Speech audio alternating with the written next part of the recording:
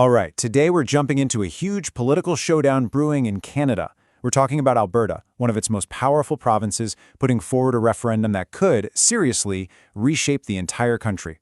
So what's really behind this, and what does it all mean? Let's get right into it. And, to really understand what's happening, you have to hear it straight from Alberta's Premier, Danielle Smith. This quote, wow, it really lays out the core of our government's entire argument. They're basically saying there's a crisis, and it's fueled by immigration, pushing the province to its absolute breaking point.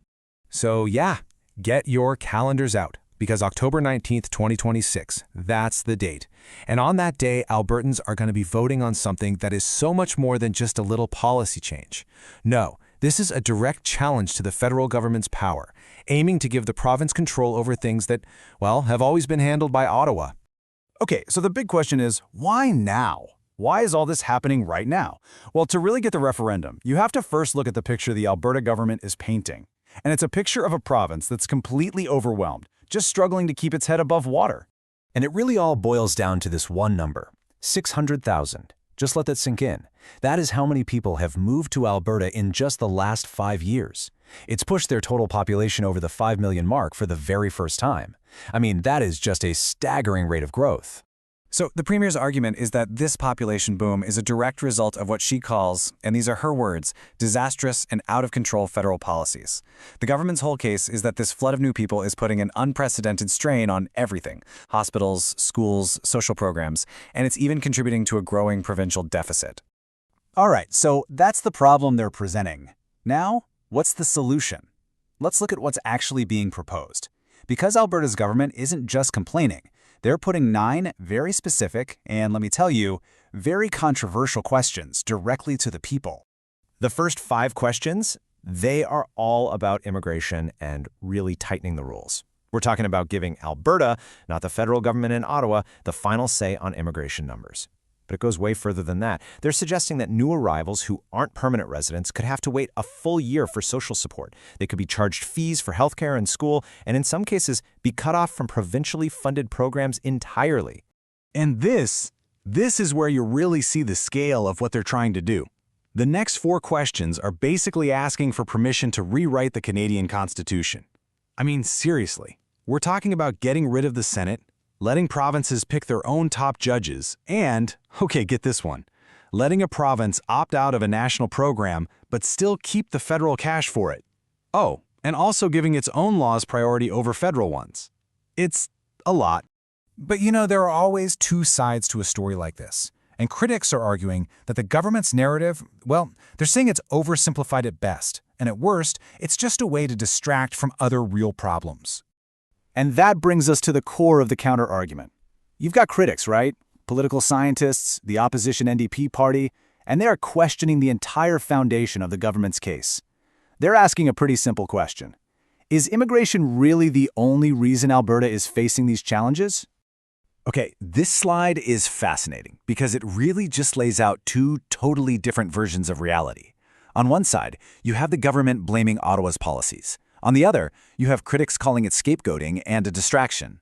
The government says new people are straining the system. The critics fire back saying, hey, wait a minute, Alberta's hospitals and schools were already in trouble long before this population boom. And here's the kicker. They point out that a massive number of these new arrivals aren't even from other countries. They're Canadians from other provinces who came because of Alberta's own multi-million-dollar ad campaign called Alberta is Calling. Kind of ironic, right? So besides the whole debate over who's to blame, there is a giant legal roadblock here. You see, in Canada, the Constitution splits up the powers, and big things like immigration policy and the Senate, those are squarely the federal government's job. A province can't just hold a referendum and decide to change that. It just doesn't work that way. And that's not the only legal problem. There's another huge one, the Canadian Charter of Rights and Freedoms. Think of it like Canada's Bill of Rights. It guarantees basic rights, like equality, to everyone in the country. So legal experts are looking at this and warning that if you create a 2-tiered system for public services, where some people get them and others don't based on their immigration status, well, that would almost certainly violate the charter and be challenged in court immediately. So, okay, if this referendum is facing all these massive legal and constitutional problems, you have to ask, what's the real goal here? Some analysts think this isn't really about policy at all. They believe it's about a much bigger, long-term political game. And this is the question that's now being asked all across the country. Is this whole thing really about separation? A political scientist named Keith Brownsey just puts it out there, saying she seems to be setting the province up for a vote on independence. So is that what this is? The first step toward Alberta actually leaving Canada? The theory, right, it goes something like this. Step 1, you create a bunch of referendum questions that you know will be popular in your own province, questions that are basically designed to pass. Step 2, you know that these proposals are going to get blocked by the federal government and the other provinces because, well, they're unconstitutional. Step 3, you take that rejection and you use it as proof that the system is rigged, that Alberta just can't get a fair shake inside Canada. And the final step? You use all that anger and frustration to build support for an actual vote on independence down the road. It's a strategy designed to create a problem that only separation can solve. And that's really where this whole thing leaves us. The Premier insists the goal here is to make Alberta stronger within a united Canada. But this referendum, it forces a much, much bigger question on everyone. Is this a bold plan for a more powerful province, or is it the opening move in a high-stakes political game that could, at the end of the day, pull the entire country apart? That is the question all of Canada is going to be watching when October 2026 rolls around.